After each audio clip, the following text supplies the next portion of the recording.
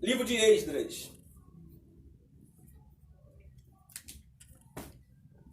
Os livros de Esdras e Neemias eram originalmente um volume só. A Vulgata Latina foi a primeira a separá-los, denominando-os de primeiro e segundo Esdras. Só que na nossa versão não tem, tá? Só na Vulgata Latina, tá? Que é a tradução dela para Vulgata, para Latina, tá? Latim. Como acontece em Daniel, partes de Esdras foram escritas em aramaico. Eu já passei por vocês também, não já? As partes que elas foram escritas, tá? Depois o Robson pega com a Luciana, tá? Para a gente poder ter totalmente a compreensão, a linguagem que a Bíblia originalmente foi escrita. Hebraico, algumas porções em aramaico e o Novo Testamento todo em grego koiné, tá? A opinião conservadora e geralmente aceita é de que Esdras tenha compilado ou escrito este livro juntamente com o primeiro e segundo Crônicas e Neemias. O próprio Esdras era um sacerdote, um escriba das palavras, dos mandamentos do Senhor. Liderou o segundo dos 3 grupos que retornaram da Babilônia para Jerusalém. Como homem devoto, estabeleceu firmemente a lei, o Pentateuco, como base de sua fé. Então vamos ler Esdras, que são 2 textos, tá? Esdras 7:10 e Esdras 7:11. Vamos ler os 2, por favor.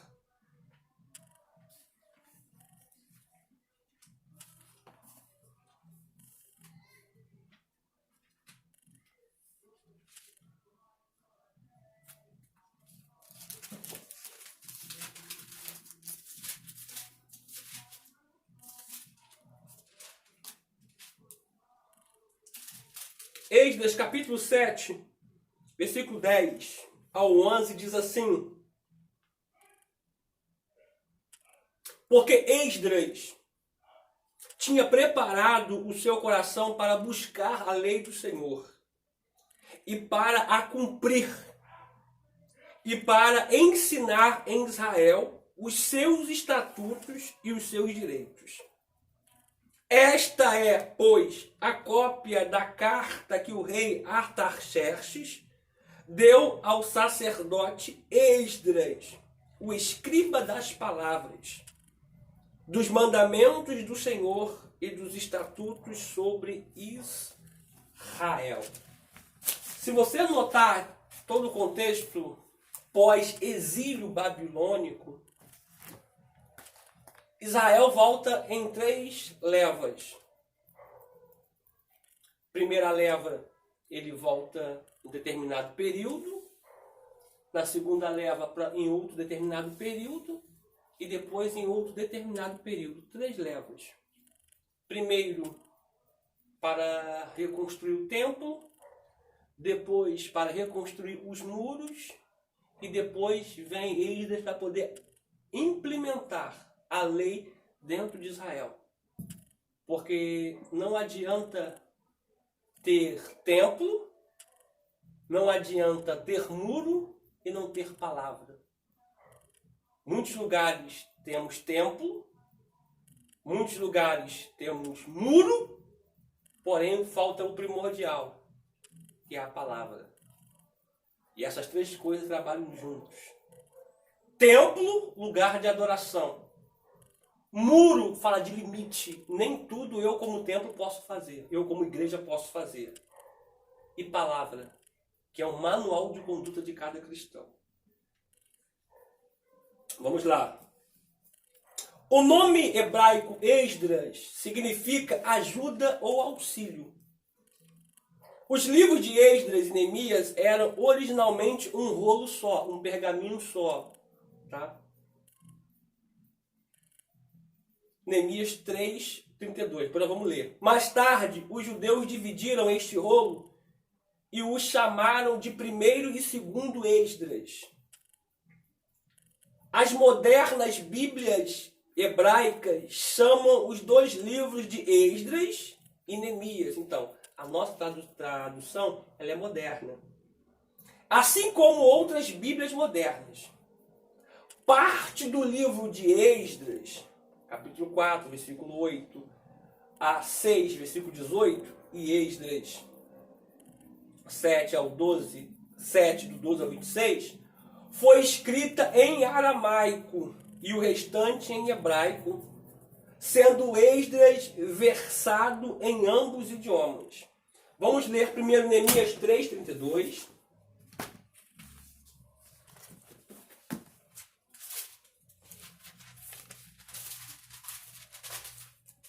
Neemias 3:32. Vai dizer assim: e entre a câmara do canto e a porta do gado. É 3. 32, meus 3:32. E entre a câmara do canto e a porta do gado, repararam os ourives e os mercadores.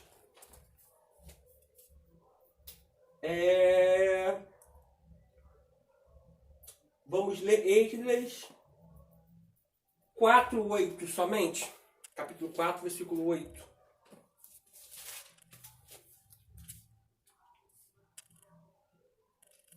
Escreveram, pois, Reum, o chanceler, e Sinsai, o escrivão, uma carta contra Jerusalém ao rei Artaxerxes, nesta maneira. Agora capítulo 6, versículo 18, de Esdras. 6:18.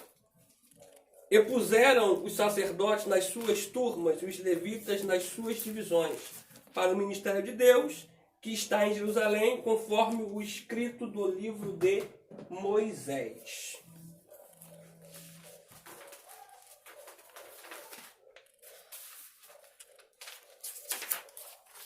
O livro de Esdras é proveitoso, em primeiro lugar, por mostrar a infalível exatidão com que as profecias de Deus são cumpridas. O templo restaurado exaltou novamente a adoração de Deus entre o seu povo e permaneceu qual testemunho de que ele abençoa maravilhosa e misericordiosamente os que se voltam para ele com o desejo de praticar a adoração verdadeira. Embora lhe faltasse a glória do templo de Salomão, cumpriu sua finalidade em harmonia com a vontade divina. Embora não mais houvesse um rei sentado no trono de Israel em Jerusalém, a restauração suscitou a expectativa de que Deus, no devido tempo, produziria seu prometido, rei da linhagem de Davi.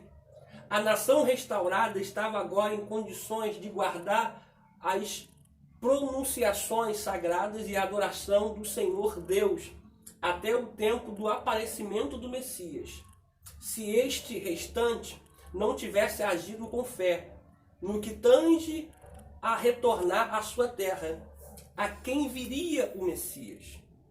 Deveras, os eventos do livro de Esdras são parte importante da história que conduz ao aparecimento do Messias e Rei.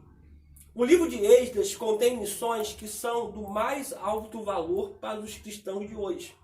Lemos nele sobre o povo de Deus fazer ofertas voluntárias para a sua obra. Somos encorajados por aprendermos sobre a provisão infalível e a bênção de Deus sobre o seu povo e para o seu louvor.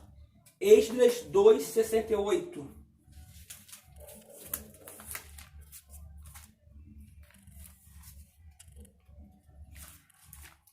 E alguns dos chefes dos pais vindo à casa do Senhor que habita em Jerusalém, deram voluntárias ofertas para a casa de Deus, para a fundarem em seu lugar.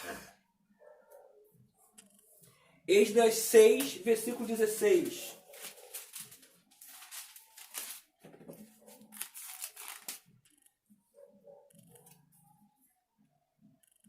E os filhos de Israel, e os sacerdotes, e os levitas, e o resto dos filhos do cativeiro fizeram a consagração desta casa de Deus com alegria.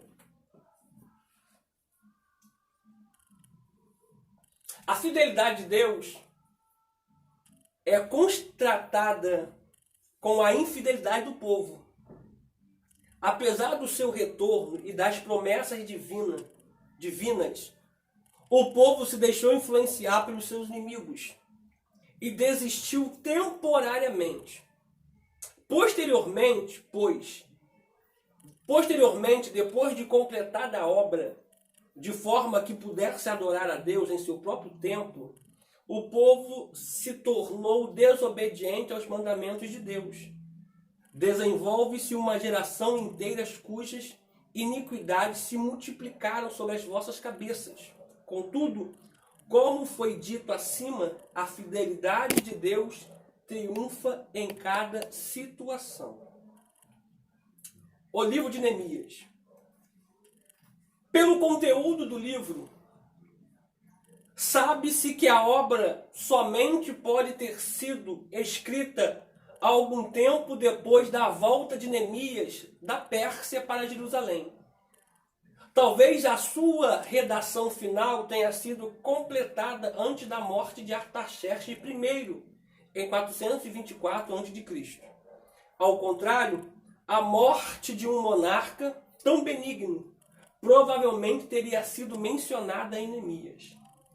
O narrador fala na primeira pessoa, faz uso de algumas frases características como meu Deus e Deus dos céus, e escreve num estilo mais vigoroso do que o de Esdras. Neemias, ou o compilador da obra, acrescentou outro material, compreendendo a lista dos que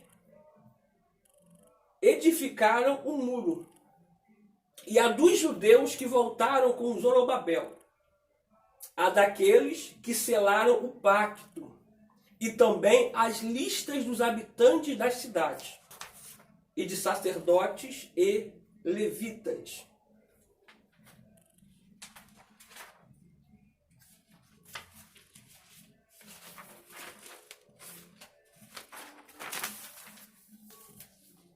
Neemias serviu 2 vezes como governador na Judéia. Primeiro, no 20º ano de Artaxerxes I, que reinou de 465 até 424 a.C. Retorna à Pérsia no ano 30º de Artaxerxes e volta novamente a Jerusalém ao cabo de alguns dias. A parte de Neemias, no capítulo 12, versículo 44 a 13, no versículo 3, foi adicionada pelo compilador ou o redator, tá? Não vamos ler porque é muito comprido, tá, irmão? Como eu expliquei para vocês. Os livros de Esdras e Neemias parecem estar estreitamente relacionados com as crônicas. Quanto à sua ação histórica, estilo e fraseologia, é grande o interesse pessoal do livro. Neemias apresenta um nobre exemplo de verdadeiro patriotismo, procedendo com o temor de Deus. Vamos ler Neemias 5,15.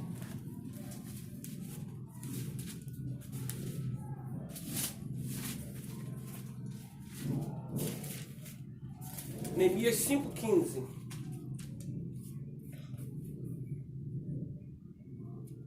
Mas os primeiros governadores que foram antes de mim oprimiram o povo e tomaram-lhe pão e vinho E além disso, 40 ciclos de prata.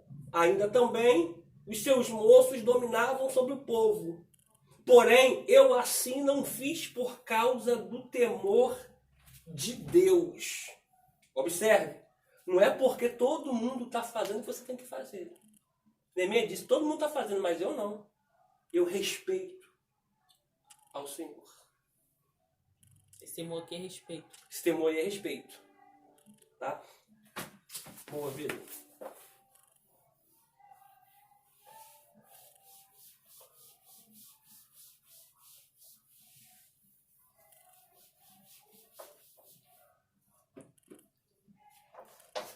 Isso pega aí certinho.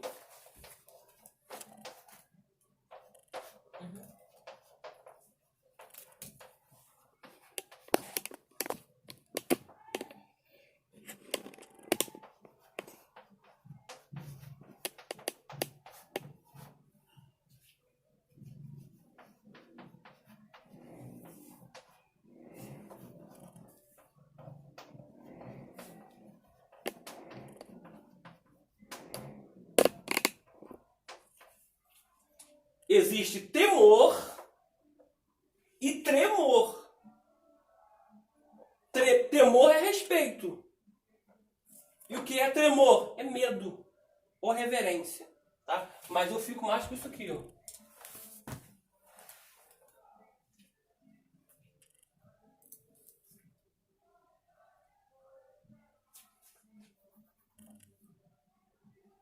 Quando Jesus disse assim, não exulteis por isso, mas antes exulteis e tremeis por aqueles que podem matar o vosso corpo e lançar a vossa alma no inferno. Ele está falando do Pai, para vocês terem isso aqui, ó, tremor. Tá? O que é temor? Temor é respeito. Eu não faço porque eu respeito ele. Porém, tremor é eu não faço porque eu tenho medo. Me responde quem aí não tem medo de ir para o inferno. É um lugar tranquilo. Jesus vai dizer que é um lugar onde tem pranto e ranger de dentes. Sabe o que significa ranger de dentes? É você ranger o dente de tanta dor. Pensa que lugar tranquilo. Eu tenho medo. Então eu ajo com Deus com respeito e com medo. Com temor e com tremor. Tá? Porque o inferno nunca foi criado por homem. Foi criado por diabo e seus anjos. Tá? Isso é bíblico. Tá? Só vai para lá quem assim está destinado a ir. Vamos lá.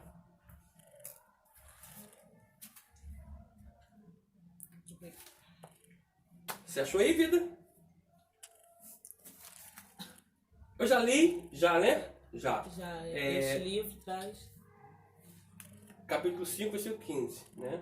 Isso. Não. Ah, você vai ler. E procurando o bem-estar religioso da nação. O seu respeito pela lei divina e sua reverência pelo sábado. Neemias 13, 18. A sua piedade reconhecendo o grande poder de Deus em todas as coisas. A sua clara percepção do caráter de Deus. A sua vigilância e oração. A sua humildade em atribuir todo o seu bem a Deus. Tudo isto é altamente recomendável.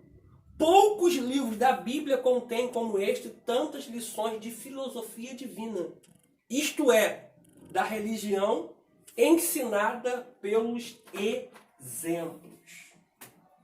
Já dizia um sábio, as palavras convencem, mas o exemplo arrasta a multidão.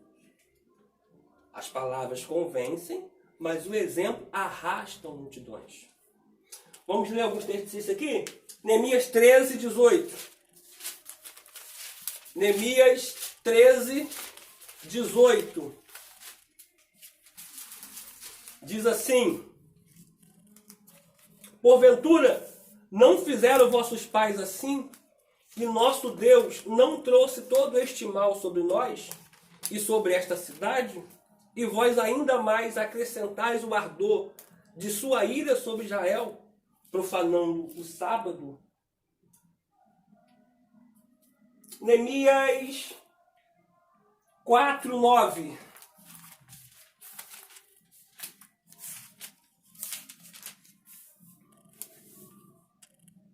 Porém, nós oramos ao nosso Deus. Tu vê que aqui ele coloca nosso no plural. Capítulo anterior ele vai dizer meu Deus. Pronome possessivo. Ele vai pegar como Deus como a sua posse. Vai dizer assim, oh, meu Deus. Porém, nós oramos ao nosso Deus e pusemos uma guarda contra eles, de dia e de noite, por causa deles. Neemias 7, versículo 5.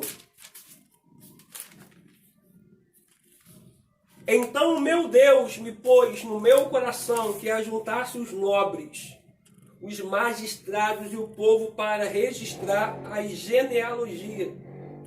E achei o livro das genealogias dos que subiram primeiro, e assim achei escrito nele.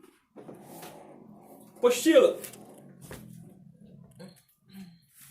Este livro traz uma mensagem peculiar e oportuna para os obreiros cristãos, mostrando que as condições para o sucesso do serviço de Deus são a oração, sofrimento, perseverança.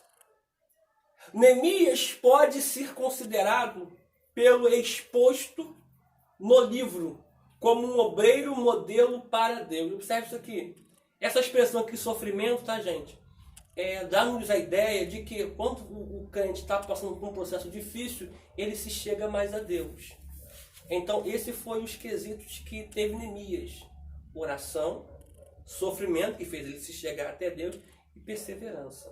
Tá? Eu acho muito interessante um texto que fala sobre perseverança, que está lá em Jó, que fala que assim como as águas desgastam as pedras. O que significa isso? Significa que a água, por ser mais frágil do que a pedra, pela sua insistência, ela quebra a resistência, desgastando por si as pedras. Apostila. Os livros de Esdras e Neemias tratam do retorno do cativeiro, da reconstrução do templo de Jerusalém e do restabelecimento do culto. Gente, que dor nas costas. Continua a história de Israel, relatando os acontecimentos entre 538 a 400 a.C. O tema central é a organização da comunidade, que se formou a partir da volta dos judeus exilados na Babilônia. Livro de Esther. O livro de Esther narra a história de uma mulher hebreia que durante o período do cativeiro de seu povo Israel achou graça diante do rei Assuero, que mantinha o povo cativo, e foi desposada por ele. Lembrando que o nome de Esther, irmãos, é Radassa.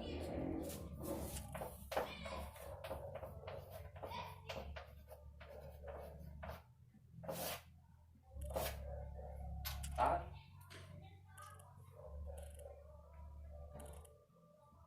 Desposada por ele, devido ao grande prestígio que tinha perante o rei. Esther conseguiu livrar o povo de Israel de um verdadeiro genocídio que tinha sido tramado por Amã. Eu estou falando o nome Amã, não Ramã, porque o nome Amã é um nome persa, não é um nome hebraico. Então a expressão é Amã. Quando se trata de nome que vem da linhagem hebraica, a gente pega o H, tem como som como R de arranhando a garganta. Ok? Isso não é gato não, tá? É eu mesmo falando. Vamos lá. Um dos principais do rei. É importante destacar nesse livro, aliás, é importante destacar nesse período dos livros históricos, a presença da Arca da Aliança e de Deus e dos anjos dando suporte espiritual aos israelitas nas suas vitórias, bem como dos profetas, que falaram em nome de Deus e, entre outras coisas, previram acontecimentos importantes, como o profeta Jeremias, sobre o retorno de Israel do cativeiro na época do rei Ciro da Pérsia.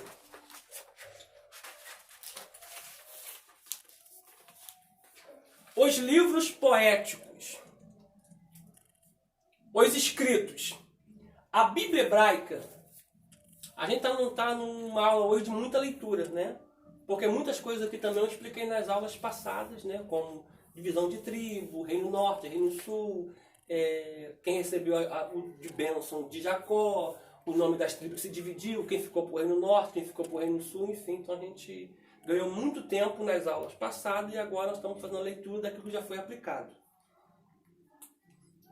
A Bíblia hebraica, após as suas duas primeiras seções, conhecidas respectivamente como Lei e os Profetas, contém uma terceira chamada de modo genérico de os Escritos. Aqui está como Ketubim, mas aqui é Keturvim, tá? O B aqui tem som de V, tá? Alma Gamando, botou aí o V? Tá? Ou pode botar por cima, tá? Ketuvim, tá? Só tirar o B e botar o V. Não por cima, tá? Porque aqui de forma genérica, tá? Eu estou pegando mais de forma raiz mesmo, tá? Amalgamando temas e estilos, os Ketuvim dão um destacado lugar ao gênero sapiencial, do latim sapientia, ou seja, sabedoria, especialmente representado por Jó, Provérbios, Eclesiastes, por certos salmos e por algumas passagens de outros livros. A sabedoria, tá? A gente fala muita coisa disso aqui, até os salmos de Davi, tá? Depois o Robert pega com a Luciana, quantos salmos Davi escreveu, quantos salmos Salomão escreveu, Coré, Moisés, tá tudo no caderno. Até nas matérias anteriores, você vai pegar que tá um quadro, tá? Nos quadros das aulas passadas. A sabedoria é essencialmente um dom de Deus, desenvolvido prontamente pela experiência e pela reflexão.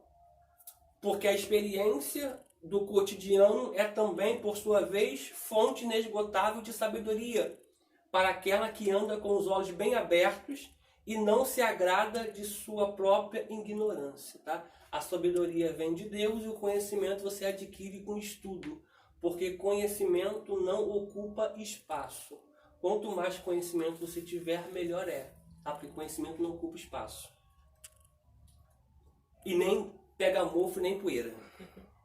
Por isso, o sábio observa a realidade, julga aquilo que vê e finalmente comunica aos seus discípulos aquilo que ele mesmo aprendeu. Primeiro, do seu relacionamento pessoal com o mundo circundante. Caráter e temas. Mediante a comunicação dos seus conhecimentos, da sua experiência, da sua fé em Deus, os sábios de Israel tensionam que os seus discípulos, a quem eles costumavam chamar de filhos, aprendam a importância de desenvolver determinados aspectos práticos da vida. Provérbios 1, 18.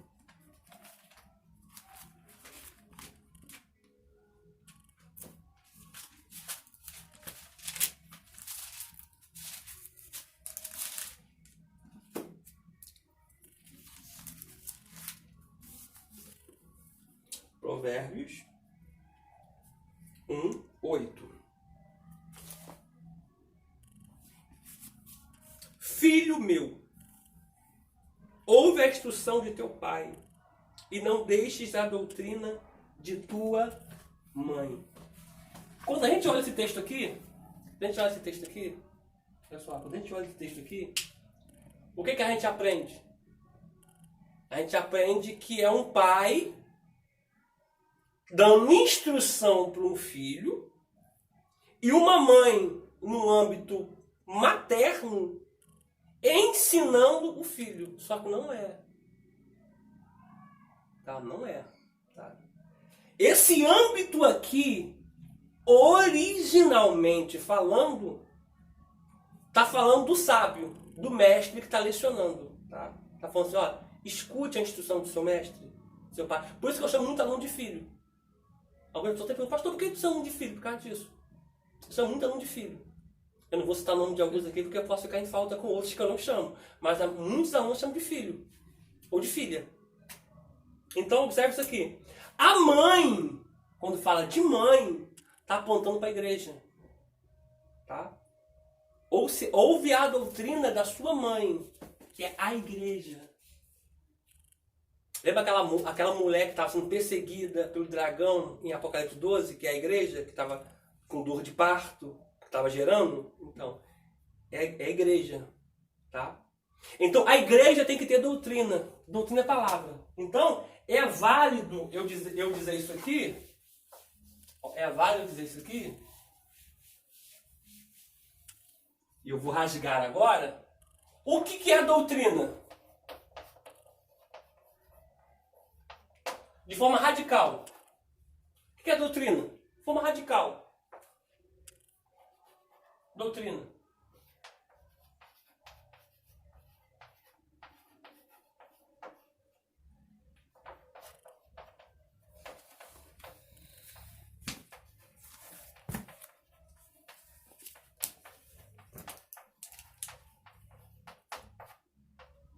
Doutrina.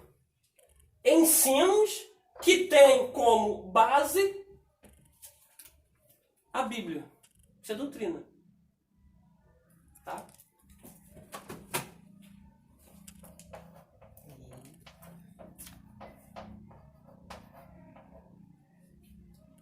Só que a gente confunde muito doutrina com dogma.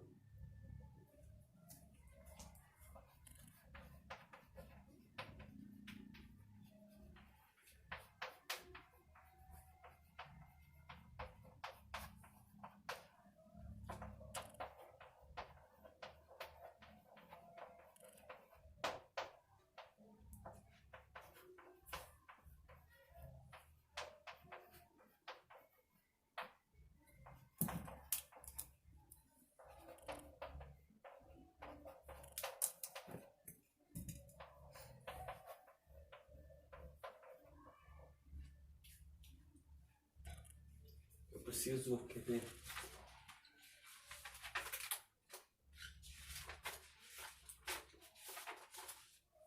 Isso aqui não vou parar aqui um tempo aqui, porque isso aqui eu preciso ensinar. Não. Isso aqui eu preciso ensinar para vocês aqui. Olha só. Doutrina. Ensinos que têm como base a Bíblia. Tá? A gente confunde muito dizendo assim, a minha igreja é uma igreja de doutrina.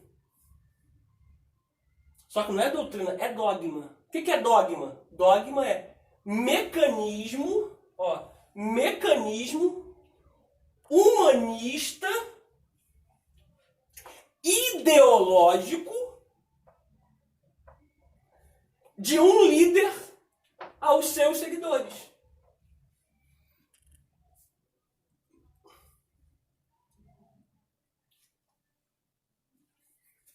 Escreveu, Preta? Escreve aí, gente. Vê se dá pra pegar aí certinho. Beleza? Então, olha só. Alguns dizem assim, ó, a minha igreja é igreja de doutrina. Aí eu pergunto, que tipo de doutrina? Aí eles dizem, homem não pode usar bermuda. Bermuda, vírgula. Bermuda. Mas o quê? Mulheres não podem usar calça. Mulheres não podem usar calça jeans, calça. Mas o quê? Não pode cortar cabelo. Não pode cortar cabelo.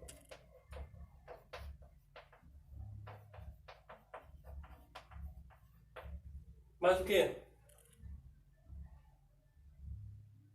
Pintar a unha. Maquiagem.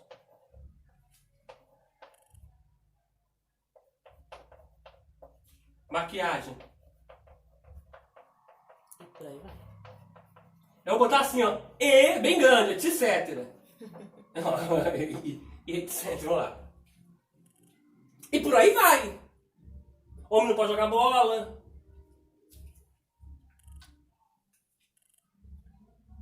Então observe uma coisa aqui. Isso aqui não é doutrina. É dogma. O que é dogma? É um mecanismo que um líder teve de forma ideológica, forma de ideia dele, de que os seus seguidores devem agir assim. Pastor, então eu estou numa igreja que tem dogma, eu tenho que sair de lá? Não, se tu tá, tu tem que obedecer teu líder. Porque a Bíblia diz em Romanos 13 que não existe autoridade nenhuma que Deus não constituiu. Tá? Então ele é teu líder. Se você está lá, você tem que obedecer o seu líder. Tá? Portanto, diz lá em Hebreus, obedecei-vos os vossos pastores e os vossos líderes, para que eles apacentam vocês com alegria, não gemendo. Tá? Porque tem muita gente que está na igreja fazendo muitos líderes gemer. Então observa uma coisa aqui.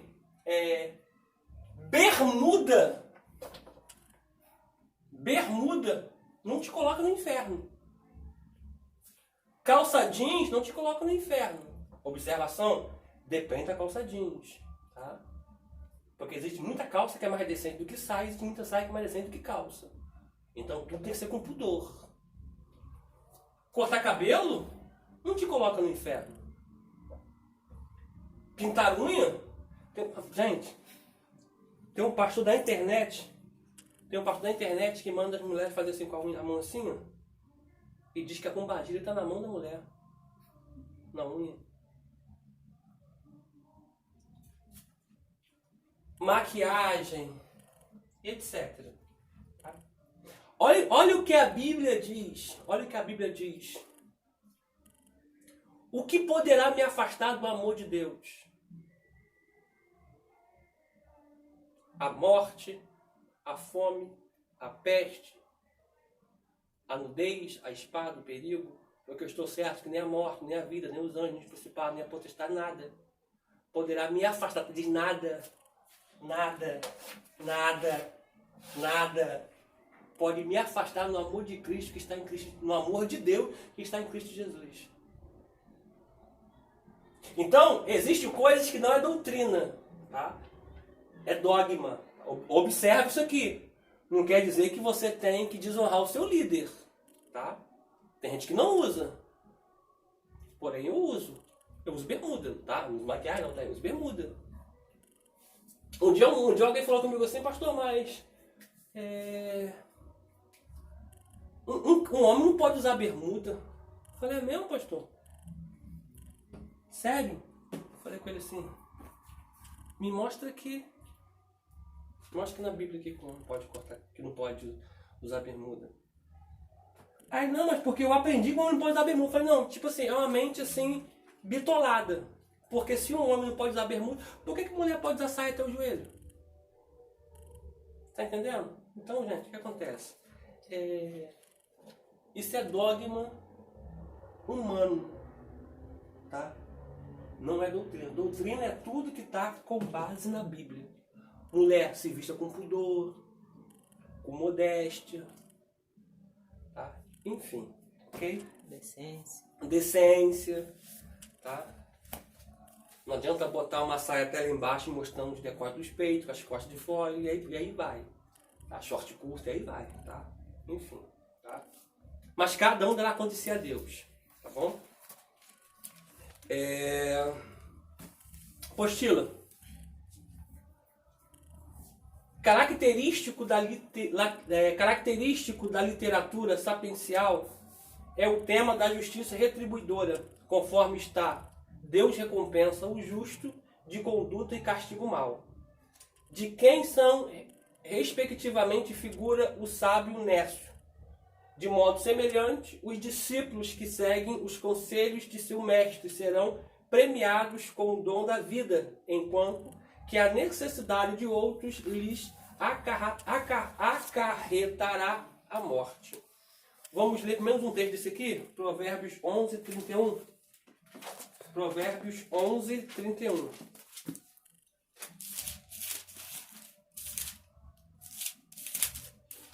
Provérbios 11, 31 diz assim: eis que o justo é punido na terra, quanto mais o ímpio e o pecador.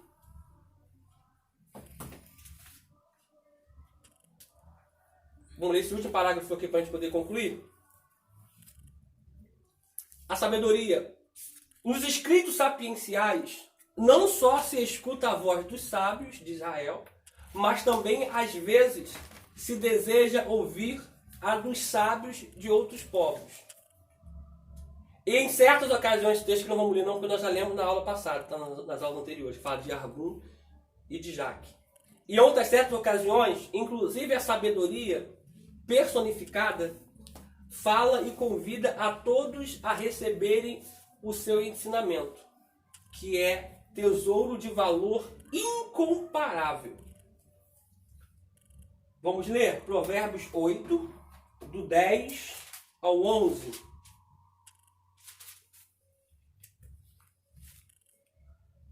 Aceitai a minha correção, e não a prata, e o conhecimento mais do que o ouro fino escolhido. Porque melhor é a sabedoria do que os rubis. E de tudo o que se deseja, nada se pode comparar com ela. Então o proverbista aqui faz questão de dizer que o conhecimento vale mais do que coisas de valor, vale mais do que o real, vale mais do que o dólar, do que a libra e o euro. Para concluir, com uma diligente dona de casa, a sabedoria preparou um banquete do qual deseja que todos participem. Em contraposição a ela, e também personificada a loucura, tenta atrair com seduções e falsos encantos os ingênuos e os inexperientes. Vamos ler Provérbios do 9, do 1 ao 6, para a gente concluir a nossa aula de hoje.